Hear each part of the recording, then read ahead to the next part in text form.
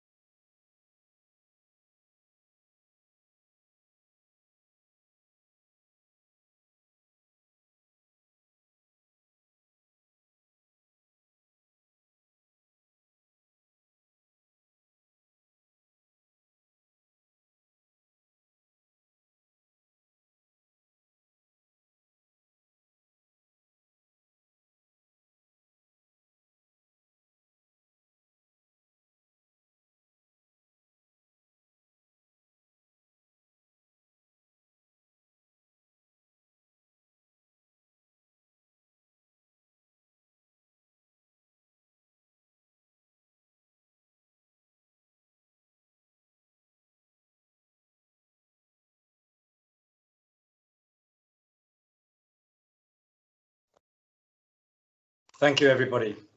That was the 9 minutes and 29 seconds. Before I hand over to Serena, I do just want to say, and you will hear today, and discuss this amongst yourselves, you will hear from people who are far more important than me and far better than me. But my view is that, as I said earlier, I have seen change in the last 12 months, but it has not been enough, and it has not been good enough. And that 9 minutes and 29 seconds is a very poignant reminder of how far we all still have to go in fighting against racial injustice and inequality. And again, thank you very much to everybody for observing that silence with us. Serena, over to you. Stuart, thank you. I was thinking at the beginning of this event that that this was going to be an easier silence to commemorate than the first one was, but I was sadly wrong. It's too much. So thanks, Stuart, for leading that silence. And you know, I remember last year when we gathered for the first time, you know, for our first Pan London Council event, and we came together, didn't we, to consider the issue and really sought to understand the disproportionate impact that COVID was having on our Black and Asian communities particularly. And I think no one was to be able to predict what would have followed, and the world events which converged in such a way that even amid the chaos and the trauma, the loss and the pain, there was a unique opportunity provided to us to stop and reflect on what we as individuals and as organisations were doing to support racial equality, or indeed how we were hindering it. And these were really sobering questions that we had to reflect on.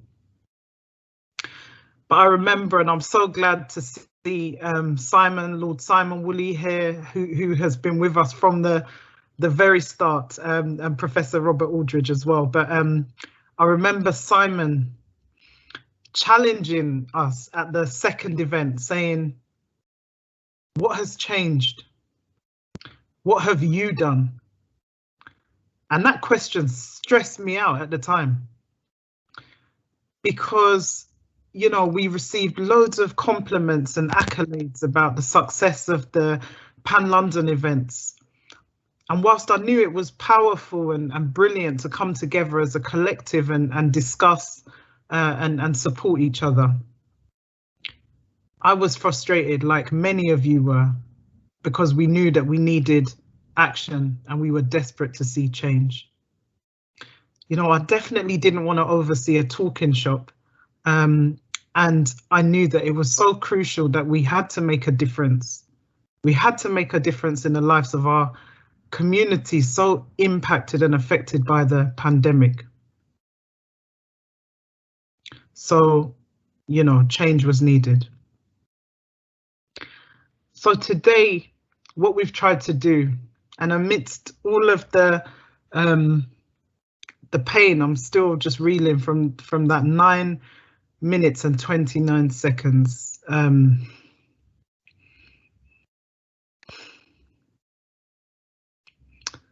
But you know, today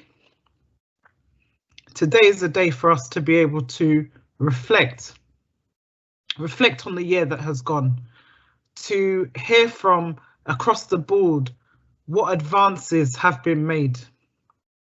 And you will hear from some of the Pan London Council working group leads who have been working tirelessly with colleagues from across London to deliver and share good practice. You know, you will hear about some of the advances that have been made. And look, this is not an attempt to celebrate or even to negate the work that is yet to be done, overdue work. But rather, today is a day to reflect, to re-energize as we continue to proceed with focus along this journey. So, whew. Okay, so today we're joined by just brilliant colleagues again, like time and time again. I think, how are we going to top the last stellar lineup? And we do it. And look, can I just shout out to right now to Michaela Palmer, who has just been an absolute super sister in coordinating this event. So today we're joined by many colleagues. So we have Kim Smith, the dynamic Chief Executive of Hammersmith and Fulham Council. Really happy to welcome you here. We have Dr. Tolalupe Oliwiwaju, lecturer from Staffordshire Business School. We have Bernie Flaherty, who's the Borough, Westminster and Royal Borough of Kensington and Chelsea Executive Director for Adult Social Care, and is also our executive sponsor for Westminster's Diversity and Inclusion Agenda. We have our Lord Simon Woolley, and Simon, you know, you need no introduction, but of course is here representing his organisation Operation Black Vote. As I mentioned, we welcome back Professor Robert Aldridge, Public Health and Data Science Leader at UCL. And I'm so pleased to be joined by some absolutely dynamic colleagues from the National Graduate Development Programme. We have Amy Lau, who's a co-chair, and also Abdul Muqtadir, who's also a co-chair of the National Graduate Development Programme, the Black, Asian and Minority Ethnic network there. So welcome everyone. I don't know if the panel members would like to turn their cameras on, and I'll get started with some questions. I can't actually see if anyone's got their cameras. Let me just... Serena. Oh, I can see Simon. Serena. Serena. You've got Liz as well from the Met. Liz, what am I doing? Liz, how could I forget you? We have Liz. Liz, I'm so sorry. Where are you? Let's see if I can see you there. So we have Liz from Metropolitan Police, who's here to join us as we speak about some of the progress made over the last 12 months. Oh, that's right, because I can't see Liz coming up on my screen. Thank you so much, Kim. She would have never forgiven me. I'm going to get started. Thank you all so much for coming along. And look, we had some questions from from colleagues, but maybe just before we get started, and I'm mindful of time, but the 9 minutes 29 seconds. I mean, anybody want to, just maybe how it felt for you personally, or if anybody wants to start off. Horrendous. Absolutely horrendous. It's the long, I didn't even know nine minutes was that long. That is ridiculous. Not helpful, sorry. Thank you. You're absolutely right. We heard at the trial, and one thing we kept hearing was, his murderer didn't think it felt that long, but I mean, we could see how it felt. And it also, not to preempt what we're going to be talking about today, it goes on to talk about the research that we're doing in the field as regards prejudice, and how excuses are being made for injustices. That injustice, we should never see it again, and hope we learn lessons from it. I mean, it was from the panel and from the members, it was very poignant, and it was sad that someone's life was ended that way, and hopefully we can learn lessons and make sure it doesn't happen anymore. Yeah, thank you so much. I don't know if anyone else from the panel, or otherwise I'll get to the questions. I can see a few hands up, but if you wouldn't mind just indulging me, so we can maybe go to our panel members and then we can take questions. But thank you so much, or please feel free to put your comments in the chat as well. Okay, so maybe, well, actually, Kim, I wanted to get started with you, really. You know, and in your role, you know, kind of chief executive, but also the work that you are leading across London councils. You know, how do you think, you know, I mean, obviously, feel free to kind of come in on what you wanted to mention, but how have things moved forward in the last 12 months? You heard from Stuart saying it's not enough, you know, but how have things moved forward from your perspective?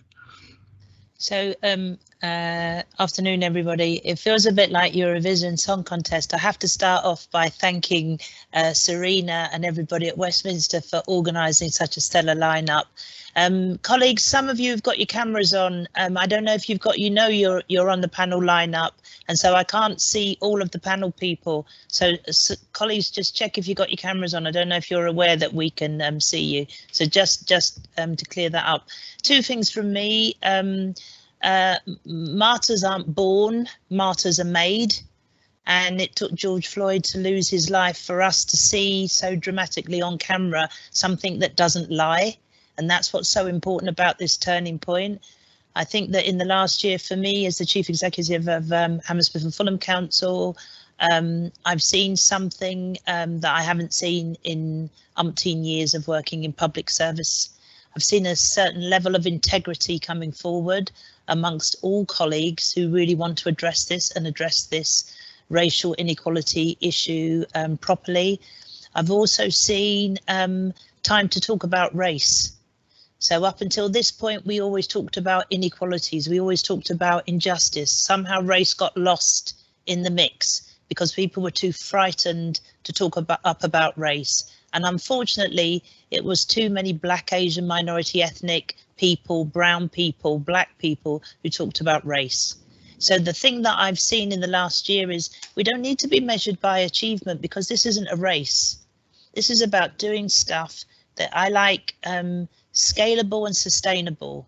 I just want to do stuff that's going to have a legacy and impact, because some of us have been around and around and around this agenda so many times. So don't worry, colleagues, about what we've achieved in a year, because it took generations and generations to put us where we were in that negative place. It's going to take a bit more time. I'm hungry for change, but I want it to be done properly. I don't want it to be a quick fix. I want it to be something that is embedded.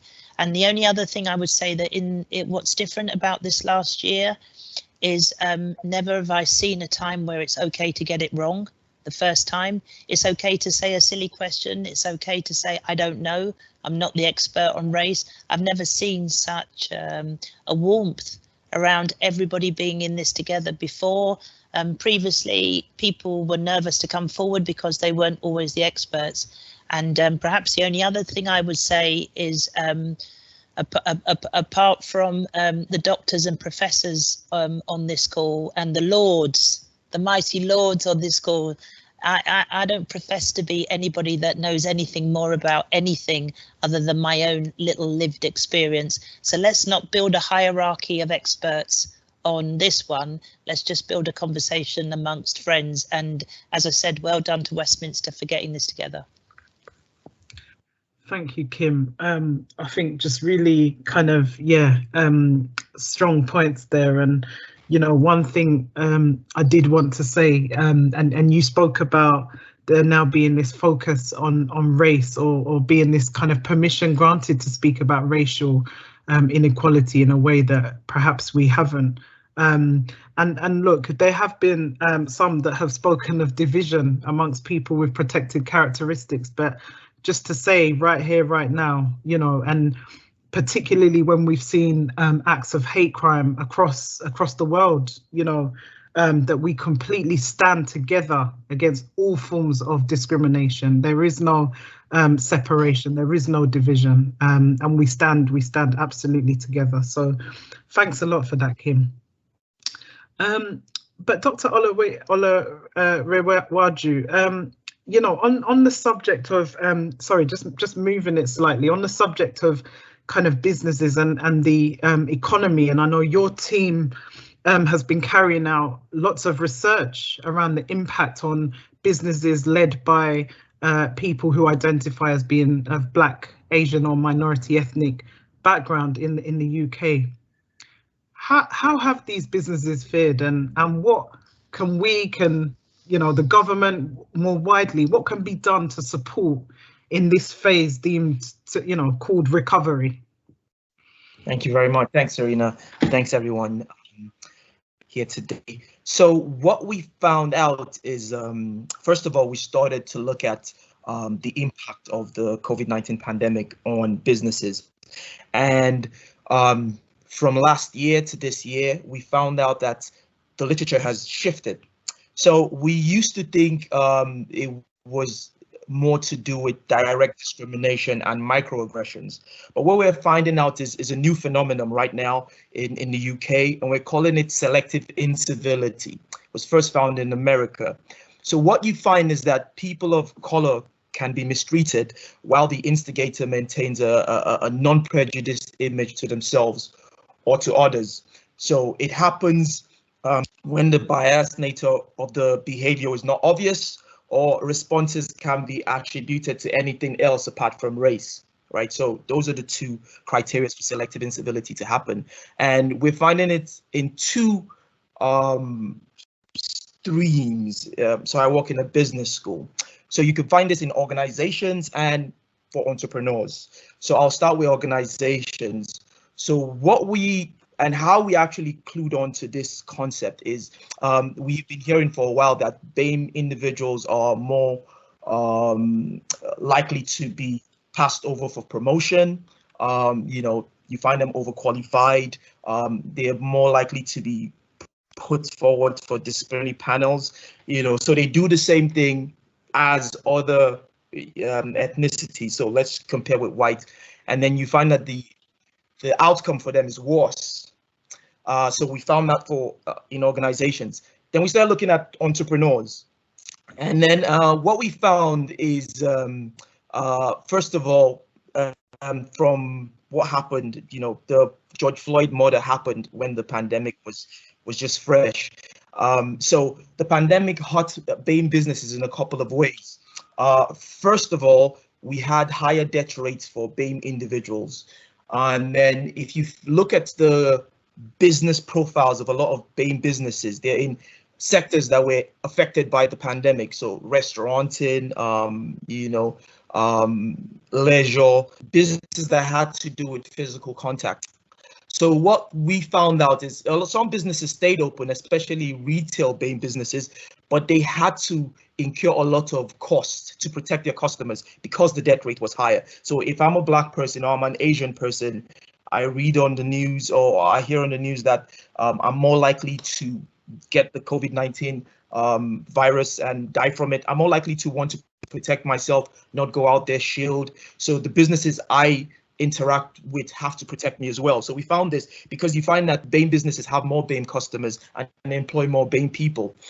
And then the government had an all-party parliamentary group in June last year, and they asked a couple of questions. They asked a couple of questions to BAME business owners. They were mostly trying to ask what their biggest challenges were, what support measures they found useful, and how would they like the government to continue to support them. And three things came out. The first thing was health and safety. So BAME business owners, entrepreneurs felt that more could be done as regards health and safety guidance, seeing that more BAME people were affected by the COVID-19 virus. The second one was financial support. 2/3 of respondents felt that they couldn't access financial support. And this was interesting to us because every time you ask financial institutions or government institutions what's happening, it's always there's no racism here, there's nothing to be seen here. But we started asking questions and this concept of selective incivility came out.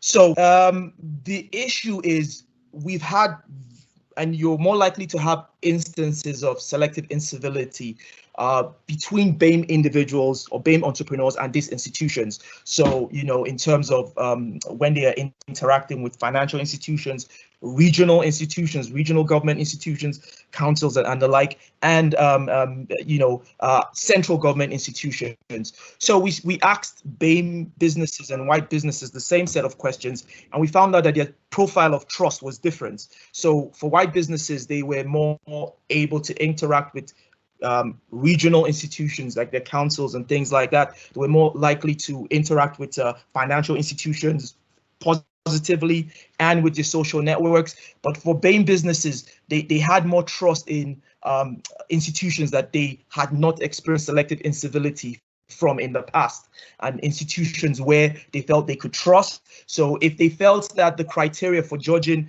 access to finance was fair across the board, they would trust such an institution. And if they felt that this institution, you know, in the past has not done me well, has not done right, there would be a distrust. So there was a complete reversal in terms of hierarchy of trust. So for BAME entrepreneurs, they trusted most the central government, then financial institutions, then your social networks, and then the regional institutions. For white businesses, we found they trusted regional institutions first, then social networks, then financial institutions, and then the central government. So this was very surprising to us, and this will have implications for going forward. Who do we actually send these support packages through to the BAME businesses? And then the final thing was a communications gap. So entrepreneurs, BAME entrepreneurs, felt that there was a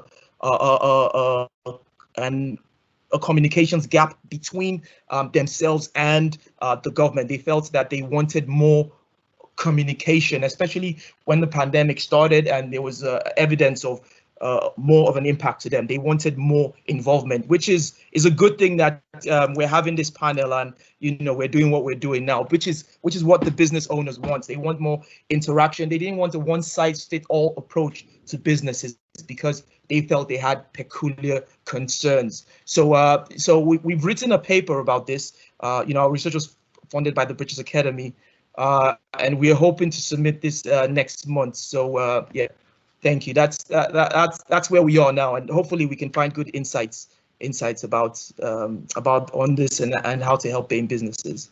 Thank you.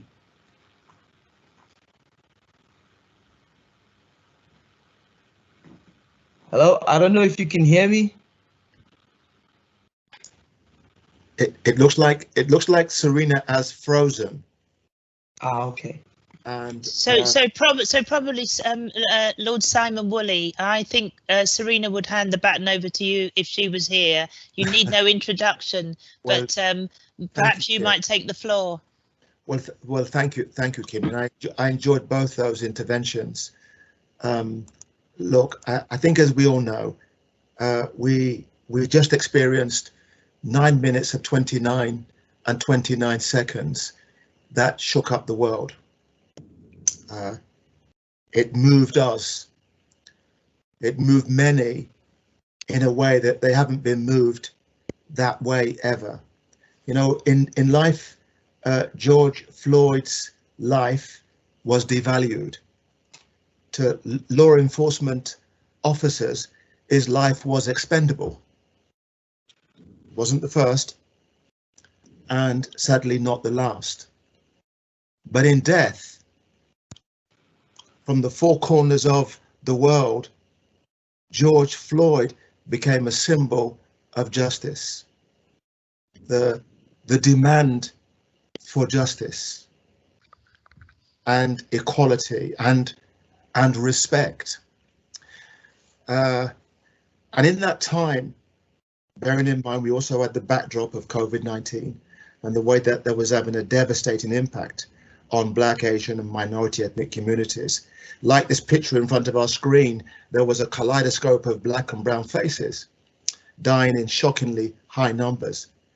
97 of the first 100 doctors that died were either African or Asian.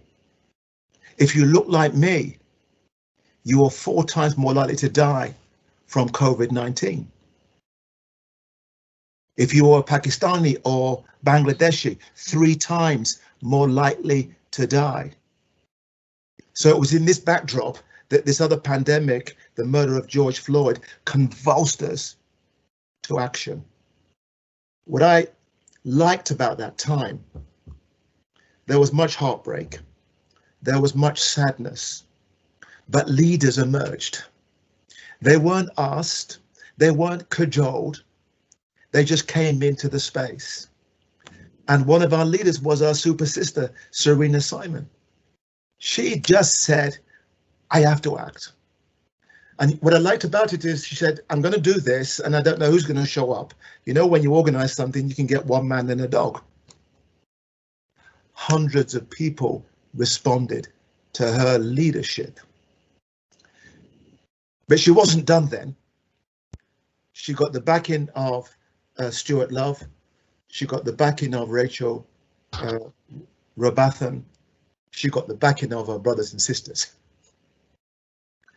And it was a year in which many things happened, not least for the first time in my lifetime, and maybe Kim's lifetime too, because she alluded to it. Those of us who have been fighting race equality for far too long always knew that we were starting from -20 when we're talking to the outside world, trying to convince people of the systemic inequalities that are blighting people's lives. -20, and we'd be trying to take people along a journey. -15, -10, -5, 0. And when we're at 0, we're no longer making the case, does inequality exist? It's what can we do? In that last year, because they witnessed those 9 minutes and 29 seconds and they saw the black and brown faces dying in so many numbers, the world was catapulted to either -5 or 0.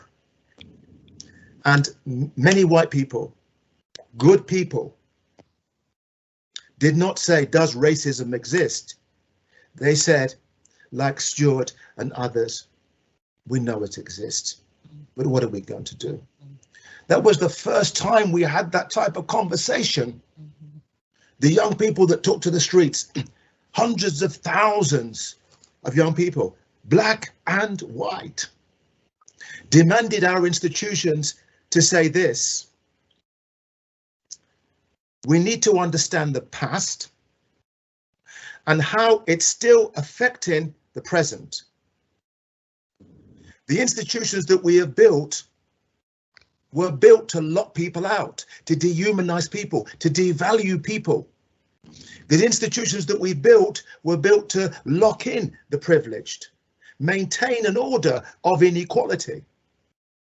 And they demanded we be honest and have, let me say this, Serena, the greatest conversation British society has ever had.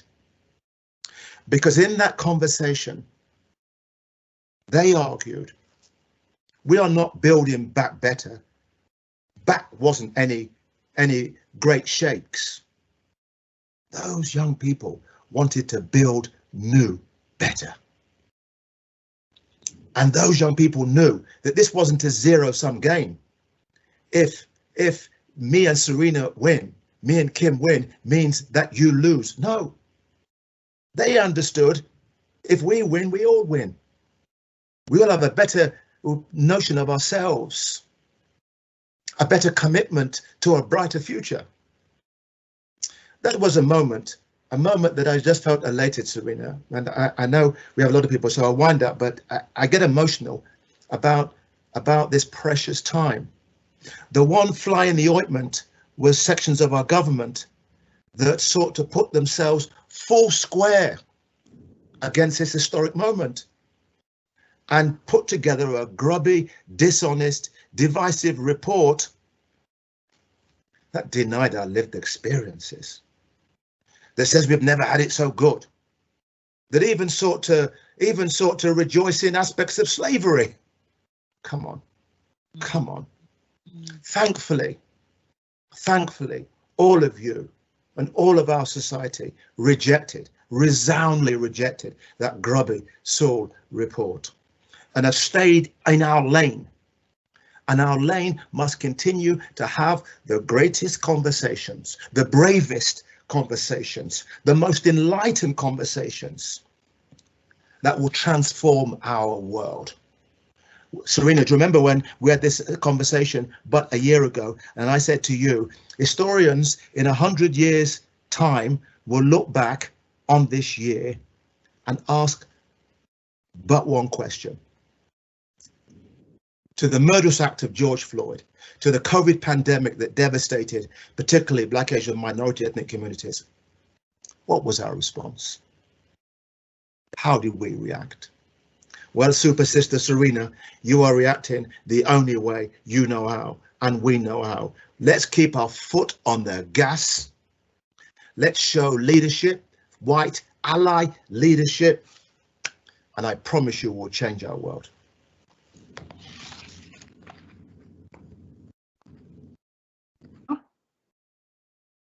You can. Yes, we can. Yes, Serena.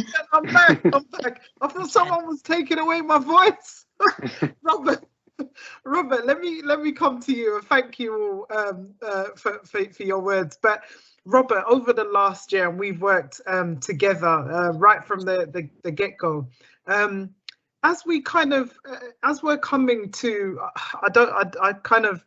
I'm not even sure if these are the right words, but we're coming to, I don't know, phase out the pandemic, and we know the work around vaccinations. What lessons would you say around the kind of healthcare or that sector around how to effectively reach out to communities? Because we know in your research, you were quite eager to get responses from across a wide spectrum. Any lessons do you think that we could pass on in terms of, kind of reaching out? Yeah, so firstly, just to say thanks so much for inviting me back. It was a real honour to be invited to the first event and talk about the work, and I come and I get inspired and re-motivated every time you ask me to talk. So yeah, I'm an infectious disease epidemiologist. I study infections, and it was obvious early on that this was an issue for people from minority ethnic backgrounds. You asked the question about what can we learn and how can we engage, and just to reflect on what we've learned. So I run a study called Virus Watch, and with your help, and thank you to everyone on the call, because you really did help after the various meetings. We managed to recruit 50,000 people for the study, with over just under it's over 8,000 people from minority ethnic backgrounds. So that is really impressive from a research study point of view. That's 20% of our people in our study that come from minority ethnic backgrounds. And the important point with that is that we are using those data to shine a light on the inequities that we've been talking about today. So we managed to achieve that with your help, by working with the Race Equality Foundation, Jabir Butt in particular, and working with Doctors of the World, who serve minority and excluded populations in London. And with those data, we are hoping that we can shine a light and make a difference. And we can only make that difference by again, working with local councils across the UK and in London in particular. So when I had a quick look back at what I talked about this time last year, after we showed those really shocking data from the NHS England that showed that increased level of mortality. And at the time I talked about occupation, I talked about housing, I talked about access to healthcare. I think what we've done with your help is we've shown a bit more specifics about where those problems lie, and there's been some progress, but there's also been there remain many challenges. So we've shown that people living in overcrowded houses are twice as likely to get infected with COVID over the last year. We've shown that if you work in an occupation where you have high levels of contact with people, and we've shown that your increased risk is 2 to 4 times getting infected. We've shown that people who are unable to, have to go out and shop for their food and go out and undertake essential food shopping or travel to work, they're at increased risk of infection. And when I presented those data to you all last year, we thought that actually probably what was happening was that the higher levels of mortality we were seeing in people from minority ethnic backgrounds was being driven by increased levels of infection in the community. So it wasn't just about poor access to healthcare, but it was about the sheer number of infections in the community. and that's increasingly common. So it's about overcrowding, it's about occupation, it's about having to go out and do your shopping and not being able to get it delivered by others because of your income inequalities. And we've shown those really, the data that we've produced has really shone a spotlight. So how do we do that? Well, we still need to carry on. I think this is a long-term game, and we need to make sure that we continue to support and provide so that we can provide adequate pay and protection to individuals who are working in those 0 hours contracts, who are unable to work from home, like many of us on this call may be able to, or I certainly am, a very fortunate position.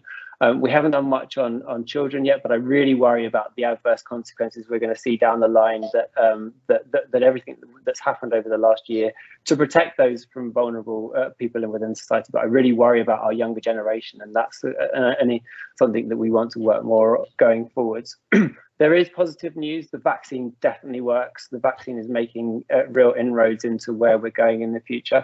I was really unsurprised, but it was, there was a lot of talk about ethnicity and hesitancy back in at the beginning of the year when the vaccine was being rolled out. We really kind of put a skewer through that one. So within the 8,000 people within the study, we showed that back in December when the vaccines were launched, we had about 80% of people that said yes, and about 20% that they were intending to have the vaccination, and about 20% of people were saying they were unsure or they weren't. Well, actually, we showed when we went back and asked them in February that 4 out of 5 people who were unsure or weren't going to get the vaccination in December had either had the vaccine or were planning to, and that was across different ethnic categories. And actually, so we really were able to kind of combat the fact that it's a hesitancy issue, and actually it's an access issue. And so we really need to make sure that we offer repeated, we go back to people and ask them if they've changed their mind about the vaccination. And just to kind of really hammer home the point that you asked me about, Serena, the way that we do that is by working with local communities, by working with trusted leaders, by working with those people that can talk about the vaccine and give trust in the vaccine, and answer people's questions. It's completely fine to be uncertain about the evidence around vaccination, but let's be there and let's listen and let's work together, because that's the way we're going to really ultimately win the long-term game. Hope that answers your question. Yeah, brilliant. Thank you so much, Robert. Just some points there for us to ponder. I'm sure I will blame it on the fact that my technology, because you all know that I'm really keen on time management, so it's gotten away from me a bit today. But I think for an event like today, it's we can have a bit of an allowance. But look, I just wanted to come to Liz, my dear friend Liz, who is there regaled in her uniform, representing for the Metropolitan Police Service. And Liz, we met each other. I think it was probably last year summer. And kind of conversations that you and I and Maria started to have around a whole host of different things, and along with Borough Commander Helen Harper. But Liz, you're part of the kind of formulating group, I suppose, around our Metropolitan Police and Westminster mentoring scheme. Yeah, kind of just, on the backdrop of what you've heard today, and we've spoken about George Floyd numerous times, and the Sewell report, and loads of other things. What do you think with that mentoring scheme? What potential does it have? Any green shoots so far, and what's the legacy? How are we looking to take that forward?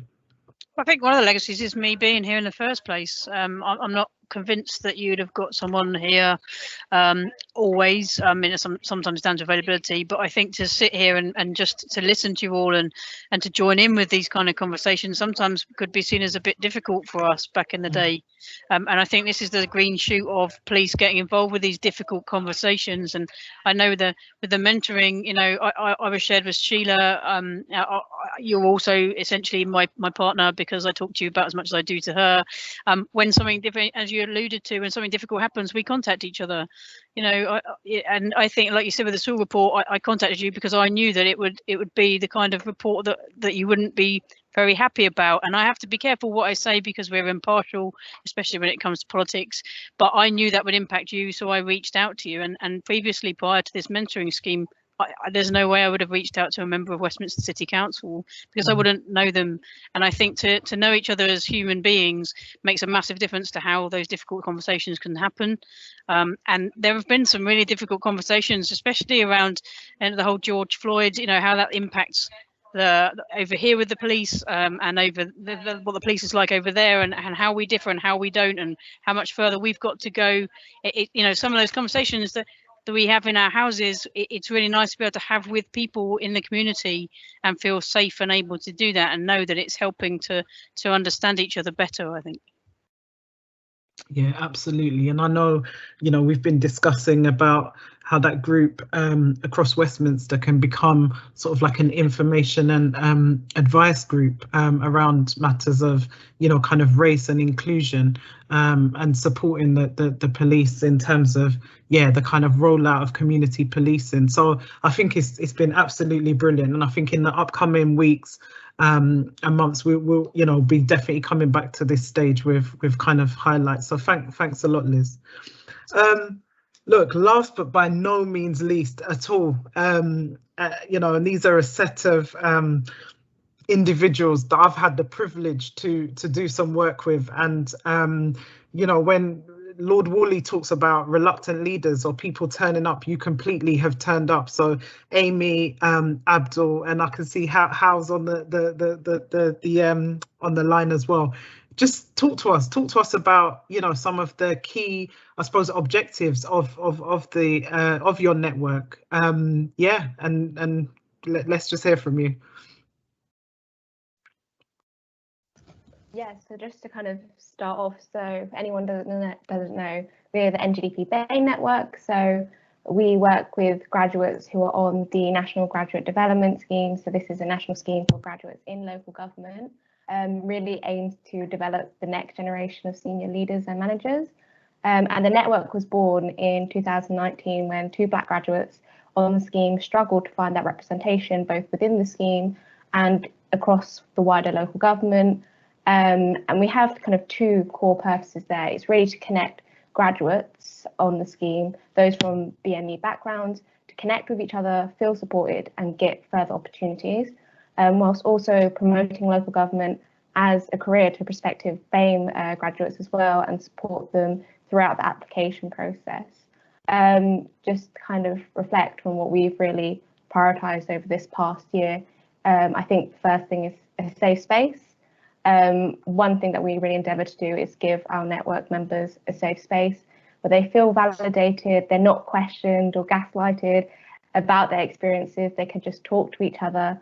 So we do this through coffee mornings, socials, I think one thing that as well that I think I've really learned over the past year is informal conversations, I think, are where a lot of the productive discussions have.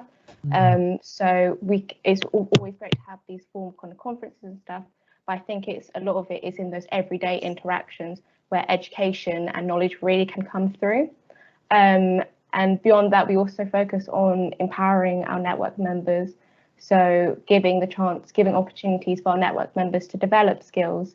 So we had an April event recently where Serena actually spoke at our event, where we connected senior leaders to individual BAME officers across kind of different positions in local government, and gave them the opportunity to talk about serious topics like tackling racism in the workplace, about racism in recruitment, and making local government more inclusive. And it's having those discussions, which is really, one, continues to inspire us and gives us that discussion and that information where we can create actions. I think one thing, again, that we're really focusing on is being action forward. We've put together an action plan to focus on what we really want to achieve, because discussions are great, but actions are where a lot of the power lies. So one of the things we do is a mentorship scheme where we pair, again, Serena's another one of our mentors. She's a really big supporter of the network, but yeah, so we do a mentorship scheme where we link up senior leaders in local government to our network members. And I think, again, it comes with that empowering young people in local government, young BAME people in local government, where connections can be really important. The networks are where kind of you find those opportunities to develop and discuss and debate. and getting a champion, someone who's on your side and willing to kind of hear you out, kind of give you that space to talk it out as well. Abdul, yeah, do you want to continue with that?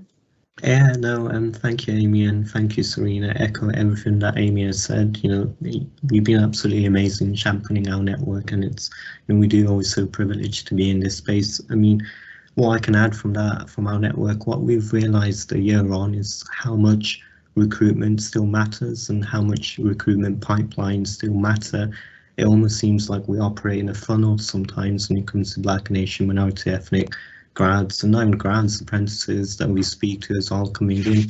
You know, it seems like the job is done as soon as we get through the door, but do we think about the future? Where are we landing our Black and Asian minority ethnic grads? You know, we spoke to over 65 prospective grads in our drop-in session, and it is always remarkable when you see, you know, the questions about confidence, about how do I get in? How do I empower myself to get in? You know, so we're still having these conversations. So, you know, my ask really is, you know, let's be a bit more radical. Let's be a bit more transformative. I think Westminster is amazing that we have this platform, but councils don't really speak to one another, I think, enough. And I think we need to break that down.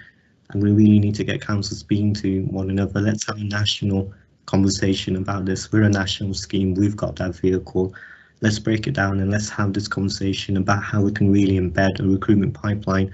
We can learn so much about other sectors as well. You know, look at, you know, internships, work experiences. You know, if we've got the capacity to do that, you know, let's lead on it. So that's our plans really going forward. But again, massive thank you for having us in this space. Listen, big thank you all the way back, and look, you know, National Graduate Development Programme, we're right behind you. You know, go take that space. You know, we are here to support. We put in the chat about more kind of supporters and mentors. Please, please, please, if you're interested, this is time well spent to support this network and their objectives that they have. So listen, as I kind of mentioned at the outset, time is really time is really against us. But can I just say to the panel,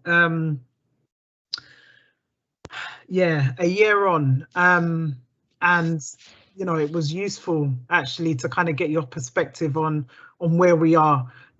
What we want to do now, and I'm hopeful that you can stay along, is just go into a little bit more of an insight into 4 local authorities and the work that they have done over the past year around engagement, you know, kind of inclusion policies, and actually embedding in the business as usual. And we also showcased the Westminster's mentoring scheme and some work around children and young people. So Michaela, I'm just I think you're going to do some magic with the breakout rooms.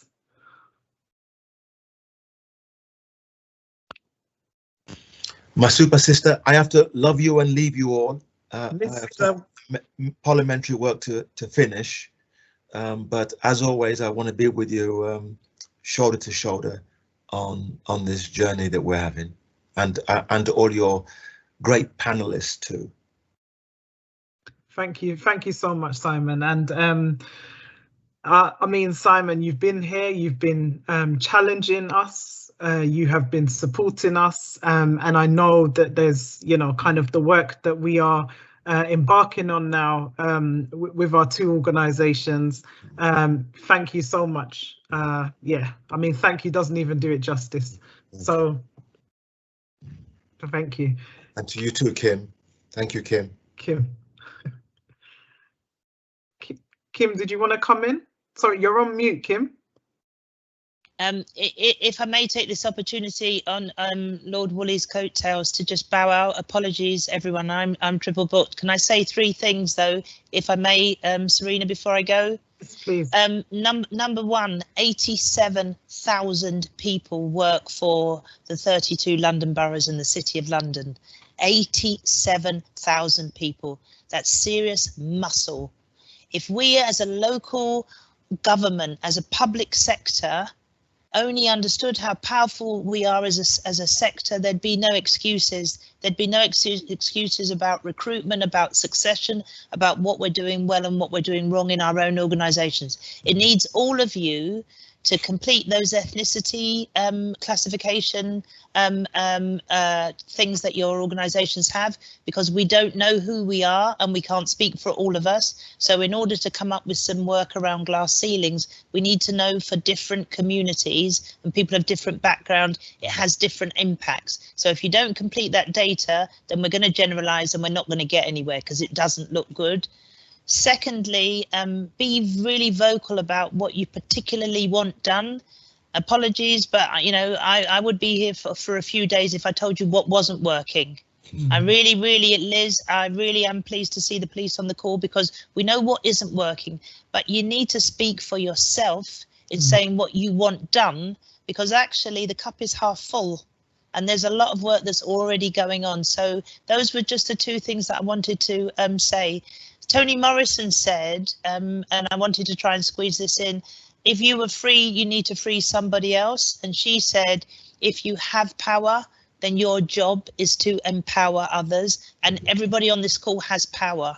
So this isn't what I need to do for you, or what Serena needs to do, or Lord Woolley needs to do, or Liz needs to do. You've got to take that home, and it starts with you role modelling the behaviour. So as I said at the beginning, I don't believe that there are leaders on this agenda. I believe there's a movement, and if it's a movement, then everybody's powerful. Thanks, Serena, for giving me the opportunity to say that, and enjoy the workout, the workout. Enjoy the breakouts. Thank you. Thank you so much, Kim. Thank you for taking the time as well to come over today. I know it was a challenge. Okay, brilliant. So thank you so much to our panel.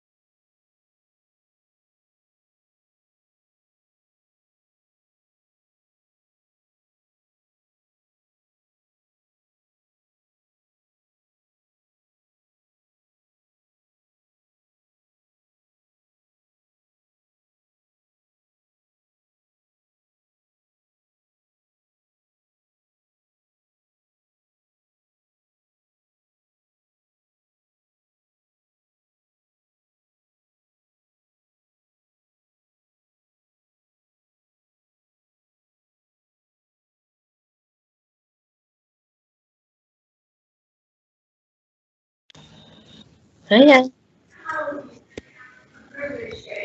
I thought that you had to take Competence Scheme and only if you're part of the old civil service. Is this our room, Geetha? Hi there. Is this the breakout room? Yes. We were just trying to figure it out. I think so. It is, yeah? Okay. Right. I'm just... Okay. Hi, Faith. Excellent. Okay, so... Okay. Is it easy? Are you going to... I can't hear anything, I'm afraid.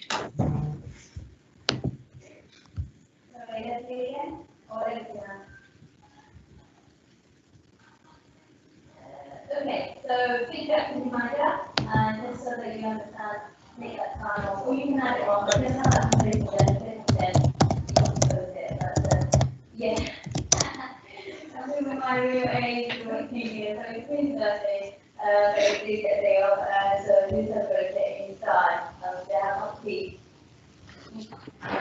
Otherwise, Monday, I probably get to one week then, but otherwise, we have another week.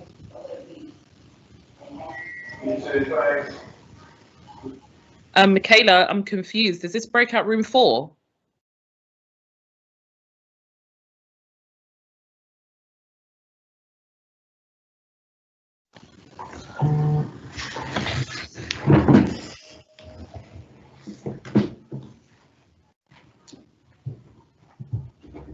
Okay.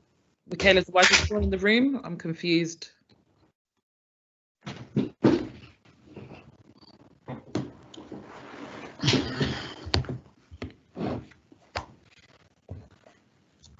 Is this the right? Are we in the right room? I'm not sure. I'm guessing we are because we would have been automatically joined because we arrived here automatically. So I'll assume this is the right room. Okay, so is it Gito? Are you someone due to share the slides? There are no slides. I'm just talking, if that's okay. Sorry, can I just check, please? Is this breakout room 3? It's supposed to be breakout room 4. 4, I think. Yeah. In the right room. Okay. All right. Thank you. Thank you. Okay. Shall I make a start? Does that help? Yeah. Yeah, because we've only got kind of short time in each meeting, haven't we? I don't know if someone could stop screen sharing. That would be better for me, just so I can see people, if that's all right. Nice to see people. There we are. I'm so sorry, Charlotte. Can we? Yeah. I'm so sorry. So this is breakout room 4, right? Yeah. This is RBKC. So Gita, you're in the wrong room. So if you could just drop off the call and then join again. Okay. Okay. Thank you. Great. Sorry about that. Okay. So can the slides be shared again, please? Thank you. If we can just, Mariam, if we could just get onto RBKC from slide 2, I believe. Yeah. Okay, perfect. Let's go to room 1. Sorry. Okay. All right. So hi, everyone. I believe this is breakout room 4. I'm Charlene Encombe, and I've got my colleague here, Faith Williams. We're both representatives from RBKC. I work as a ED&I advisor, and I'm also the chair of the community working group for the BainPan London project. Faith, did you want to just introduce yourself quickly? Yes, my name is Faith, and I am the Diversity and Inclusions Lead for community engagement.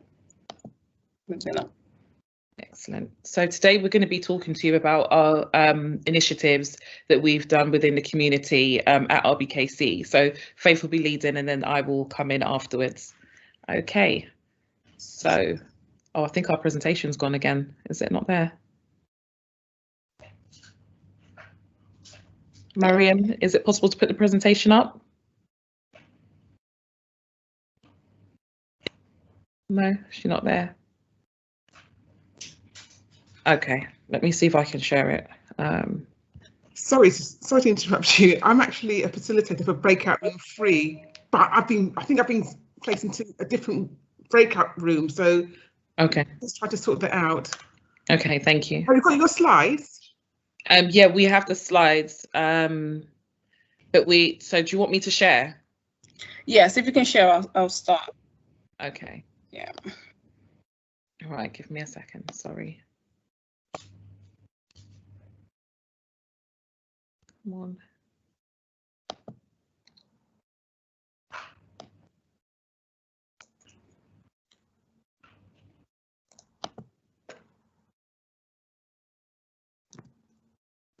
Okay, can everyone see that? No? Not yet. Okay, God, this isn't going well. Don't worry. Just start. And if you get a chance. Yeah, I'll see what I can do. Sorry about this. We're supposed to have a facilitator that was supposed to do this, but let's go see if it will work now. Okay, so I guess I'll just talk to you briefly about the work that we're currently doing within our teams and within diversity inclusion, within the diversity inclusion team. So as the presentation start, Ronan? Okay. Yeah, there you go. There you go. So I'll start with diversity and inclusion. What does that mean for communities and what does that mean for our work? And for us in community participation, diversity allows us to engage with communities and inclusion allows the communities to engage with us. Diversity is a representation of different people and inclusion ensures that everyone has an equal opportunity to contribute and influence. So within our team, it's a quite small team And we have two key areas, which is community engagement, and more recently, we've been doing a lot around cultural competence. And our two main priorities are vaccination uptake and COVID recovery. So within community engagement, we have an internal and external process, and the idea internally, what we do is we inform the council on key issues and concerns and barriers around belonging and inclusion. And externally, we work cohesively with the community to ensure their voices are heard within policies and key decision-making processes. In light of the death of George Floyd, community participation responded by building capacity in cultural competence. We wanted to ensure that our interventions, our activities, our comms represented the communities it seeks to serve. And we did this through learning around self, culture, and building up our skills around interaction. So why was cultural competence important to community engagement? Because without it, our opportunities to build positive relationships and partnerships were impossible. Instead, we were just coexisting and we're living and working with people that we don't really understand. Therefore, we're creating higher risk of misunderstanding and unsuccessful interventions and based around and biases. So we understood that we create work through a cultural lens, and that our cultures shape the process of community engagement, and effective community engagement required us to have an understanding of cultures. We cannot, if we don't understand or value diversity, therefore we're unable to put the appropriate interventions in place to suit the community that we seek to serve. So our approach to community engagement was to gain a better understanding, to ascertain why certain groups reacted and responded in the way that they did or they do, and to create platforms for contribution, presence, perspectives of different groups of people, and to ensure that they're valued and embedded in our community engagement activities and initiatives. We've done this all around within the context of COVID and vaccination uptake and recovery, but the work is bigger than that. So we know that we have a lot more work to do. So what we do internally with cultural competence is we feed upwards. We look at the organizational culture. How does it interact? How are we using communication? How are we using data? And how are we using language? And externally, we're working with community groups to understand what are the cultural gaps, what are the barriers, what are the gaps within service delivery. So we move on to the next slide. Is that okay?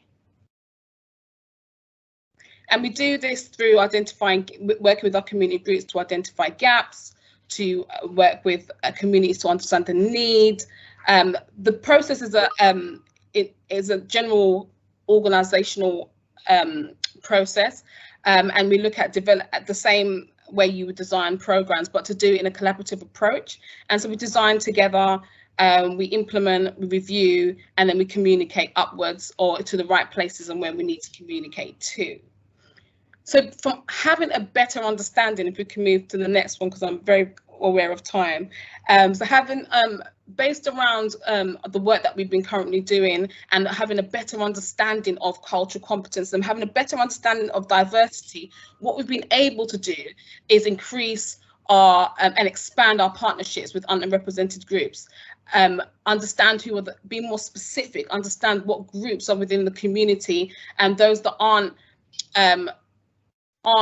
heard, and providing platforms. We've been able to diversify our communication channels, look at better ways to communicate, what works, look at the nuances within groups. So it's not just about saying, you know, Black, African, but there are nuances within those communities. So we needed to understand these better. And yes, when we do interventions, there may be smaller numbers than bigger numbers, but they were successful and sustainable. And then we've also been able to put in interventions in terms of mental health, where where specific groups have been able to community groups have been able to identify, and we've done our Q&A sessions in different languages, so therefore it reaches a larger group.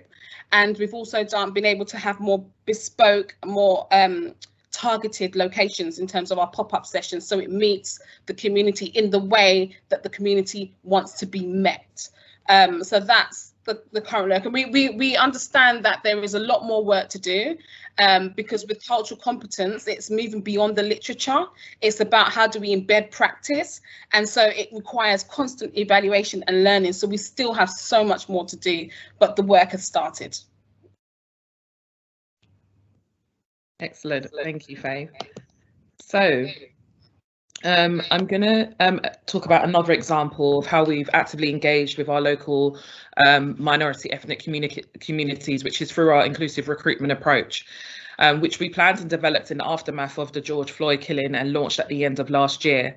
And at RBKC, we have a good mix of staff across the organisation as a whole, with nearly 35% of colleagues identifying as from a Black, Asian and ethnic minority. But as we know, we don't necessarily reflect all sections of our diverse local communities, and our data also shows that Black, Asian and ethnic minority people remain underrepresented at more senior levels and in certain parts of our organisation. So we wanted to address this and achieve a more balanced workforce that at all levels is more reflective of the communities that we serve, and to signal to our local communities that we want people like them to work for RBKC, who bring fresh perspectives and a better connection with our communities.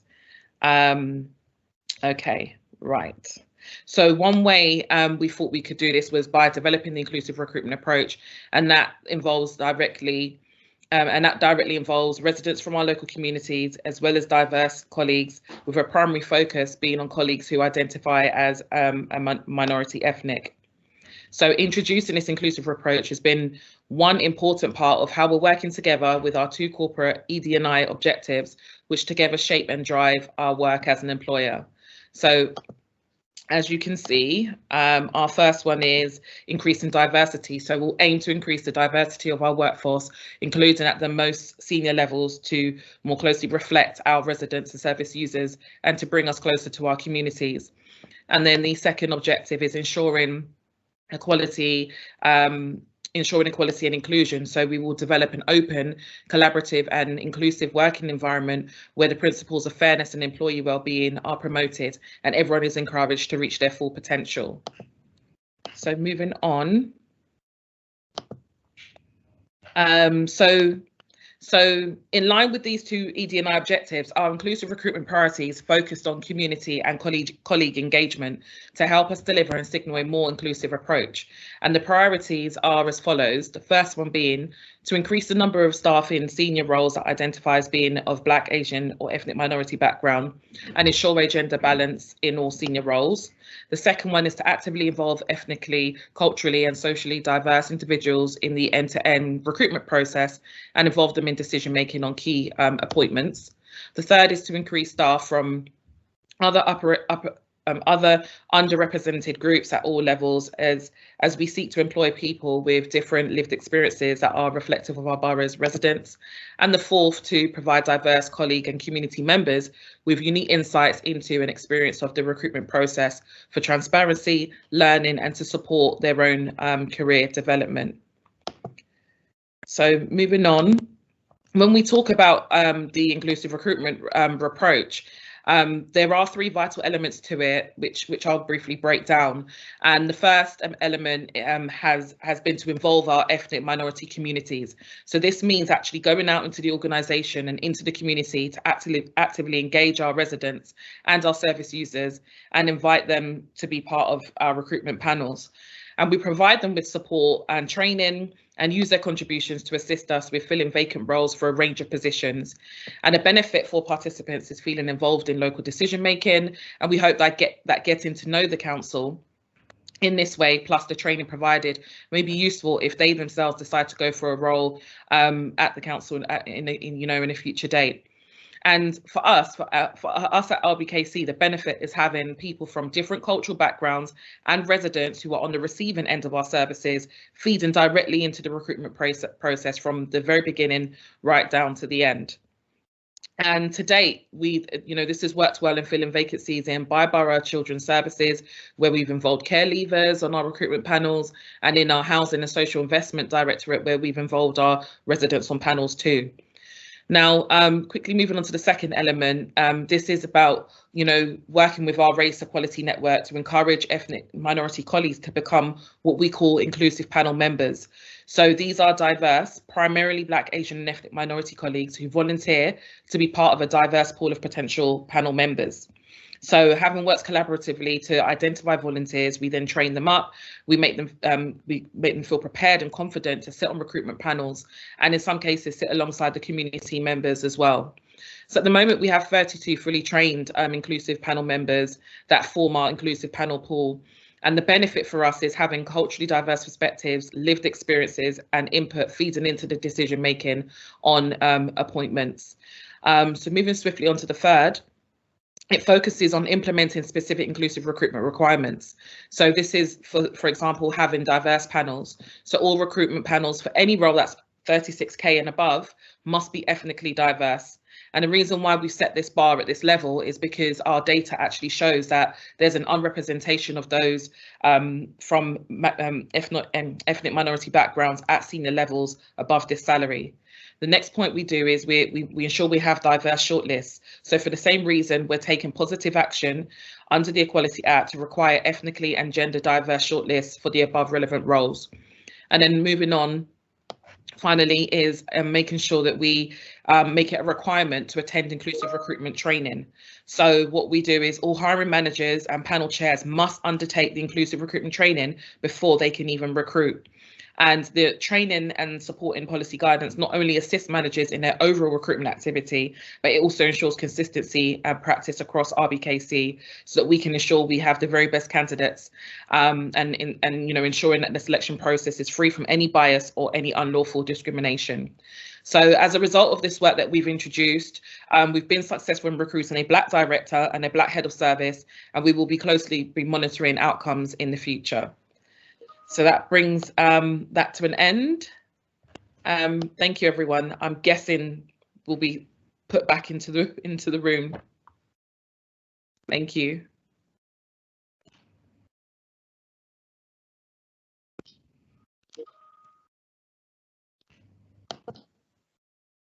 Okay. Faith, I think I'm not sure what happens at this stage, whether we drop off. Is Michaela on this call?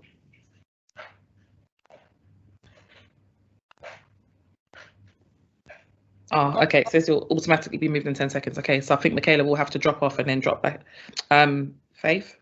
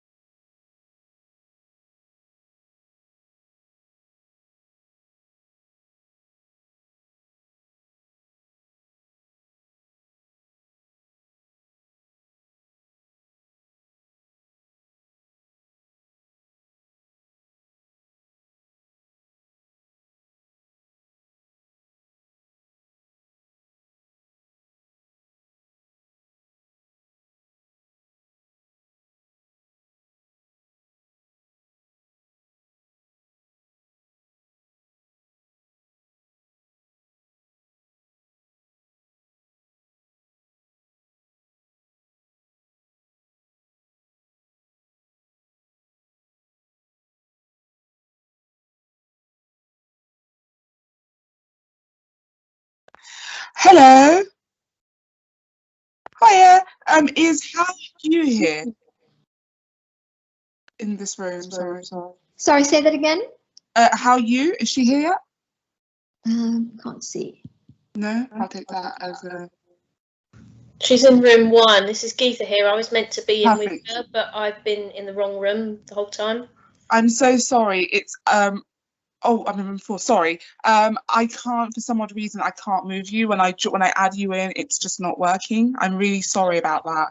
Don't worry, that's okay. I guess Sorry, they'll manage without me. Don't worry. Oh, I'm so sorry. That's okay. Thanks for trying. Speak to you later. Bye.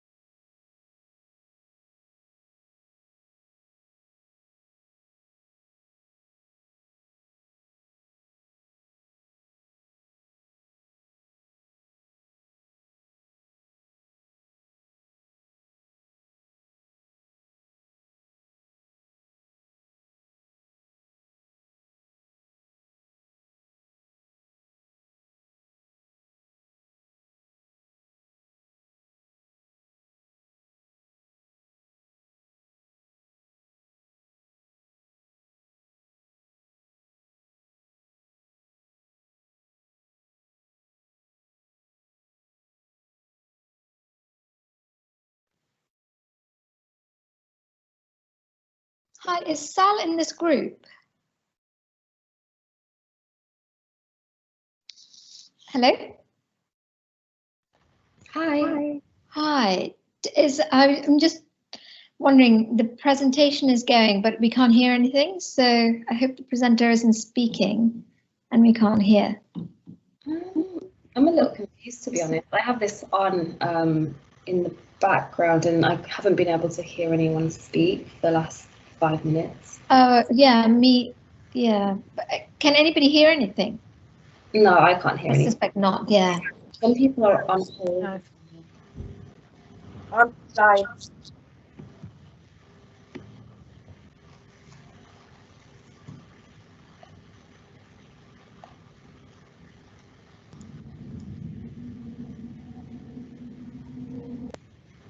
I'm not sure if the speaker is here yet. That might be the issue.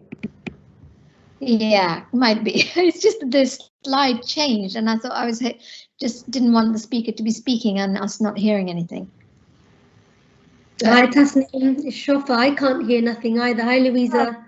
Hi, Shofa. Yeah, I think it's probably, we're all in the same boat then. Okay.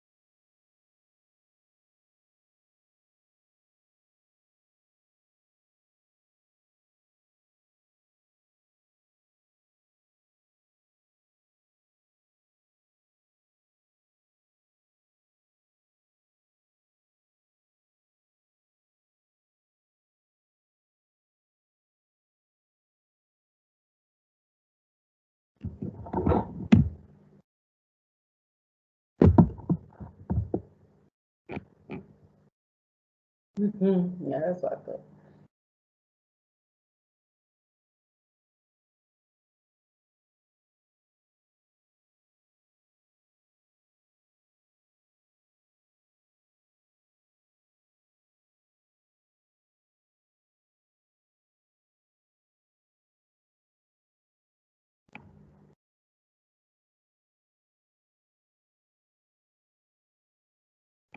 Oh, we're using the room. Sal, come on.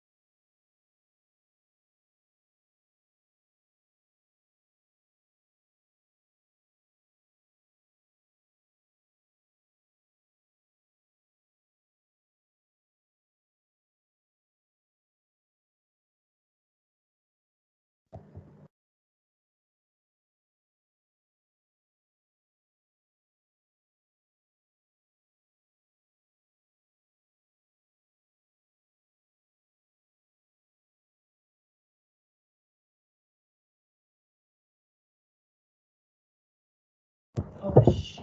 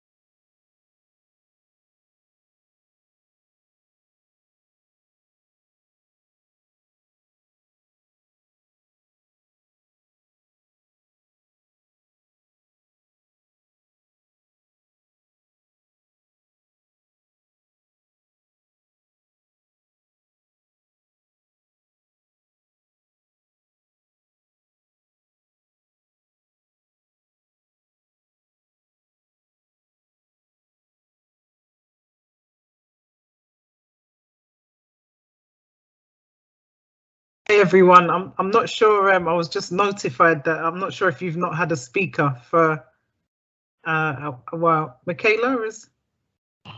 That's right, Serena. Ah, sorry. These things happen. No, Yes. no worries. Yes, I think everyone's coming back in now anyway. So, brilliant. Well, I'll tell you what. Just as colleagues are kind of rejoining, yeah, we're just gonna close. We've got 5 minutes left. So, yeah. Oh, is that Frankie? Hi, Frankie. You're on mute. Hi, Serena. Good afternoon. Glad to see you and congratulations on the wonderful work that you have been doing. I know, remember the days at Westminster. I know you have been championing this cause for a long time, and all the best. And glad to see so many people join the forum. In fact, thanks for the gentleman at Islington who would have mentioned things that I know we highlighted when we were at Westminster. So all the best for all those who are in the chat, and I'm going to continue to strive to make sure that this move forward. Thank you. Thank you so much. And I saw Samantha as well, I think. Samantha? Yes, yeah. All the best. Yes, thank you. Okay. We'll keep in touch. Yes. Yeah, definitely. I'm just just really, let's see. Okay, as numbers are kind of building up now, let me, because we've got 3 minutes left. So, look, you know, just amazing again, right? And I think, you know, kind of hearing from different parts of London in terms of the progress that they have made, and the panelists, you know, I really hope that you'll be able to kind of return a bit more heartened, you know, to your own organisation with proof of the possibilities that can occur when people come together with, you know, kind of confidence and some ambition and just some dedication. So, yeah, hearing, sorry, you know, hearing from Kim about the work of the chief exec groups, you know, I encourage you all to engage with your senior leaders and, you know, ask for updates in terms of the tackling racial inequality work. You know, just hearing, I just came off a room with Islington, and hearing from Sal about the amazing work that they have started there is just absolutely brilliant. In Newham, and here in Westminster, and I know in RBKC. So look, you know, not gonna take too long. Oh dear, sorry, I got so excited. I'll just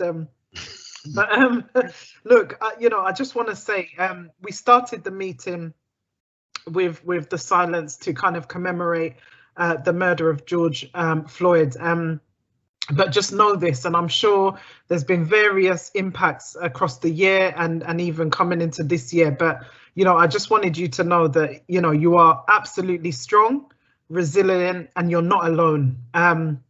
And, you know, there's a saying that says, if you want to go somewhere fast, go alone. But if you want to go somewhere far, go together. And I think, you know, together, if we continue to lead this charge, to lead our organizations to become anti-racist and to become more inclusive, we will absolutely get there, and we will not stop until the need to say Black Lives Matter is no more.